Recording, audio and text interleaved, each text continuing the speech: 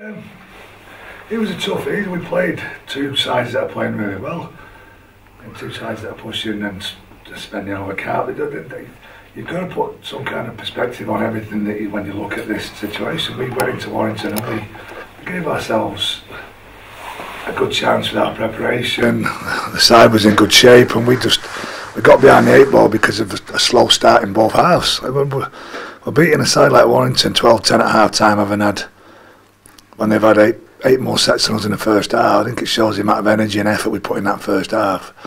I think our slow start again in the second half, just because they'd come out, had a bit of a roasting probably, and attacked us. But we're in the fight. We're not far off the mix on both the games over the weekend. St Helens are just playing really well. There's no two ways about it. Benny Barber's just a massive influence on their team. Is really hard to handle. You can talk about him all you want, you can understand what he's going to do, but stopping it's a completely different thing altogether. Percival's playing well. Both their halfbacks are functioning good. Roby's the best hooker in the world. I mean, it's not a bad side that we went toe to toe with a side that was carrying some injuries. So we came out of the Warrington game with Christian Inu needing an operation after a broken leg that he sustained in the game.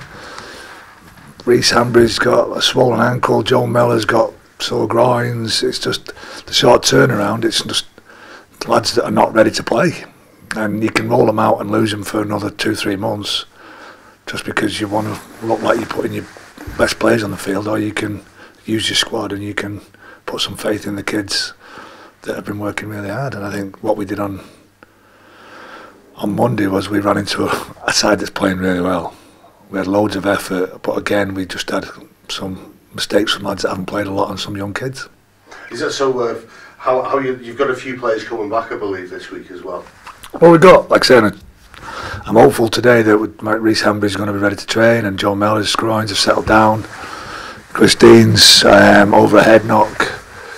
Chris Houston's ready to go again, and it's, like I say, all of a sudden you've got 2 or 3 lads ready to put back in the side. Like I say, Gil Dudson misses out on Monday after playing Friday because he had a back operation 4 months ago, and it's his first hit out of the season. So it's madness to put him under that much stress after what he's done. He had to rehab himself again and come back out the other side, and I'm hoping that today we've got no ill effects from the Warrington game, and then we assess ourselves on the lads from the weekend. We're just hurting at the moment because there's loads of effort and there's loads of determination in the group, but we're just lacking a little bit of quality. I think that's the biggest thing when you see the way we're playing, is that we're just lacking some quality, and that's in our decision making elements, to go set for set, in our ability to create space because of the quality in the team.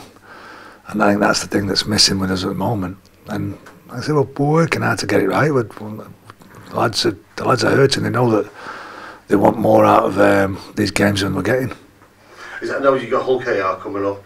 What have you made of them this season? They've had a very inconsistent start to the season. Well, a bit of that similar to us at times, yeah. It's tough. It's tough where they've been, what they've done, trying to find players, trying to retain players. But they're a side like Tim gets them playing a lot. They do pass the ball, but they've, like I said, what they're lacking is similar to us. They're just lacking that little bit of quality in certain key areas, and it's a big game for both sides when you see where we both are in the table and our points. Like I say, we'd come out of Easter and still be in the top 8. I don't think that's not happened it only happened two years ago when we'd had a 6-7 game run at the start of the season. It's not that we don't think there's a couple of games that we should have won there in that mix as well. I think the biggest